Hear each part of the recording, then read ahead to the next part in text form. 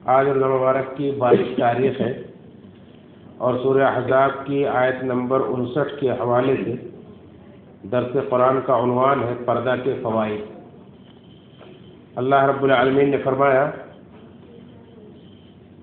کہ اے نبی اپنی بیویوں سے، اپنی بیٹیوں سے اور مومنوں کی عورتوں سے کہہ دیجئے یدنین علیہن من جلابیبہن کہ اپنے اوپر اپنے پردے لٹکا لیا کریں۔ ذالک ادنی ان یعرفن فلا یؤذین، یہ اس بات کے زیادہ قریب ہے کہ اسے وہ پہچان لی جائیں گی تو انہیں تکلیف نہیں پہنچایا جائے گا۔ وکان اللہ غفور الرحیم، اور اللہ تعالیٰ بہت بخشنے والا، بہت رحم کرنے والا ہے۔ یہ سورہ احزاب کی آیت نمبر 59۔ عبد الرحمن بن ناصر السعدی رحمہ اللہ فرماتے ہیں اپنی تفسیر سعدی کے اندر کہ یہ آیت حجاب ہے، اس آیت کو آیت حجاب کہا گیا ہے کیونکہ اللہ رب العالمین نے اس میں اللہ کے نبی صلی اللہ علیہ وسلم کو مخاطب ہوتے فرمایا کہ آپ اپنی بیویوں سے، مومنوں اور اپنی بیٹیوں سے اور مومنوں کی عورتوں سے، اللہ رب العالمین ڈائریکٹ یہ بھی کہہ سکتا تھا کہ تمام مومنہ عورتوں سے کہہ دیجیے، لیکن اللہ رب العالمین نے پہلے نبی کریم صلی اللہ علیہ وسلم کی بیویوں سے کہنے کے لیے کہا، بیٹیوں سے کہنے کے لیے کہا، پھر مومنوں کی عورتوں کا ذکر کیا۔ اس میں جہاں اللہ کے نبی صلی اللہ علیہ وسلم کی گھر کی عورتوں کی عزت و عصمت کی اہمیت معلوم ہوتی ہے، وہی ایک مسئلہ یہ بھی معلوم ہوتا ہے کہ کوئی آدمی جب کسی اصلاح کے کام کا آغاز کرے، شروعات کرے تو اپنے آپ سے شروعات کرے، اپنے گھر سے شروعات کرے۔ ایسا نہیں کہ ساری دنیا کی اصلاح کرتا پھر اپنے گھر کے اندر کوئی اصلاح ہی نہ ہو۔ اللہ رب العالمین نے جو قرآن کریم کے اندر جگہ جگہ اس بات کا ذکر کیا ہے، یا الذین آمنوا قوا انفسکم واہلیکم نارا، اے ایمان والو اپنے آپ کو جہنم کی آگ سے بچاؤ اور اپنے اہل و عیال کو جہنم کی آگ سے بچاؤ۔ یہاں بھی اللہ رب العالمین نے اہل و عیال کو بھی بعد میں ذکر کیا، پہلے اپنے آپ کا ذکر کیا کہ پہلے اپنے آپ کو جہنم کی آگ سے بچاؤ اور پھر اپنے اہل و عیال کو بھی جہنم کی آگ سے بچاؤ۔ تو شروعات خود سے ہونی چاہیے۔ اور تمام مومنہ عورتوں کے اندر اللہ کے رسول کی بیویاں اور بیٹیاں بھی آ جاتی تھی، لیکن اس سے ان کی اہمیت اور خصوصیت کا تذکرہ پتہ چلتا ہے۔ اللہ رب العالمین کا الگ سے ذکر کیا ہے۔ دوسری بات اللہ رب العالمین نے بیان فرمایا کہ یدنین علیہن من جلابیبہن، اپنے اوپر اپنے پردے ڈال لیں، پردے لٹکا لیں۔ ادنا یدنی کہتے ہیں کسی چیز کو اوپر سے لٹکانے کو، اوپر سے نیچے سے لٹکایا جائے تو اس کے لیے لفظ استعمال ہوتا ہے۔ اور جلباب کہتے ہیں جو کپڑا عورتیں پہنتی ہیں اور دوپٹہ اوڑھتی ہیں، اس کے علاوہ جو چادر لے الگ سے، اس کو جلباب کہا جاتا ہے۔ تو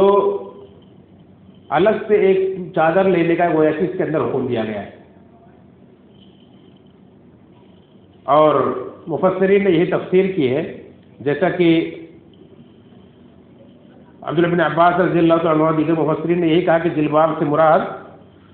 پردہ ہے، پردے کی چادر ہے الگ سے، اوڑھنی کے علاوہ الگ سے چادر ہے۔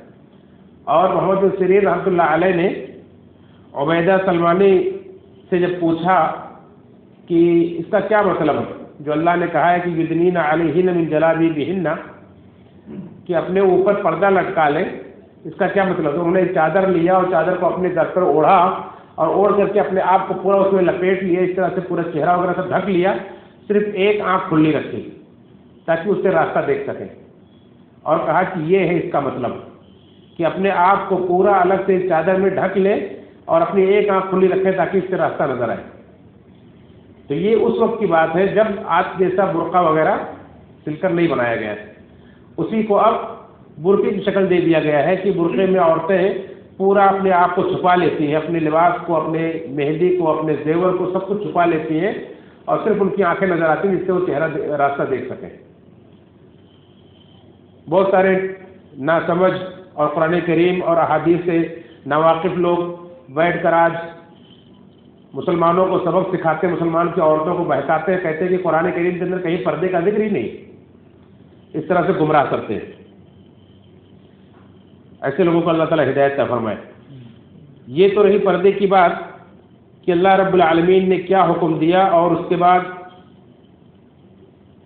کس طرح سے صحابہ کرام کی عورتوں نے اس پر عمل کیا، صحابہ کرام نے کس طرح سے سمجھا، تابعین نے کیسا سمجھا۔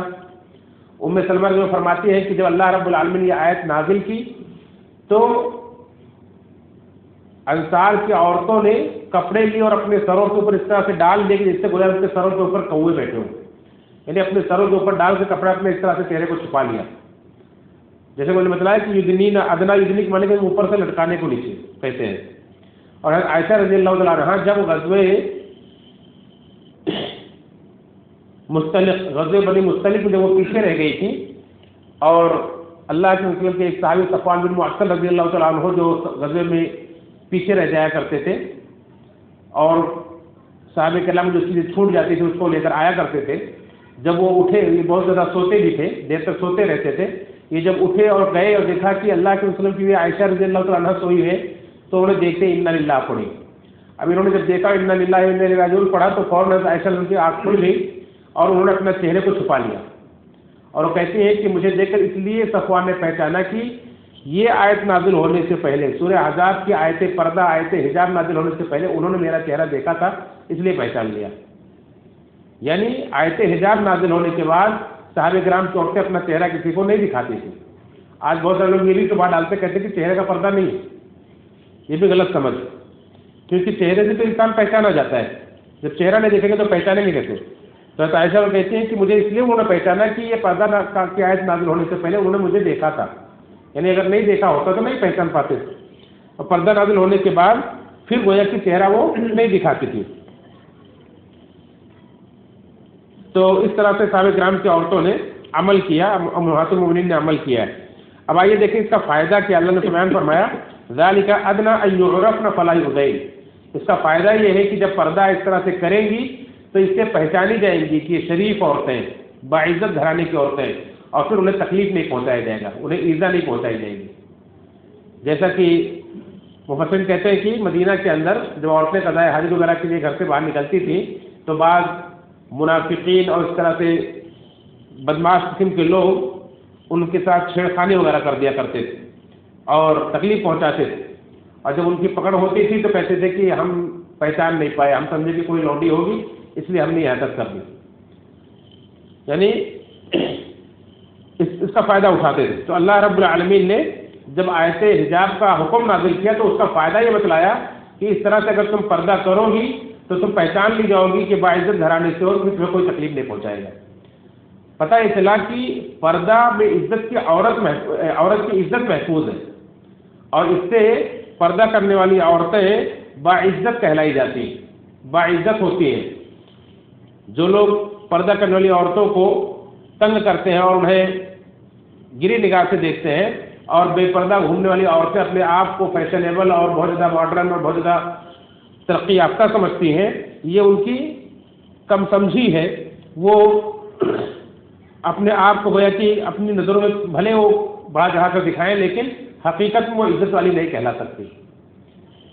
حقیقت میں عزت والی یہ عورتیں ہیں جو پردہ کرتی ہیں، اور اللہ رب العالمین نے بیان فرمایا کہ اس سے وہ تکلیف سے بچی رہیں گی، اور تجربہ بھی یہی ہے کہ جو عورتیں پردہ کرتی ہیں ان کی سبھی عزت کرتے ہیں۔ آگے اللہ نے بیان فرمایا وکان اللہ غفور الرحیمہ، اور اللہ کے حکم پر عمل کرنے سے اس طرح سے اللہ کی مغفرت، اللہ کی رحمت بھی انہیں حاصل ہوگی، یعنی دنیا میں بھی تکلیف سے بچی رہیں گی، آخرت میں بھی تکلیف سے بچی رہیں گی۔ اللہ نے وعدہ کیا ہے کہ اللہ تعالیٰ غفور الرحیم ہے،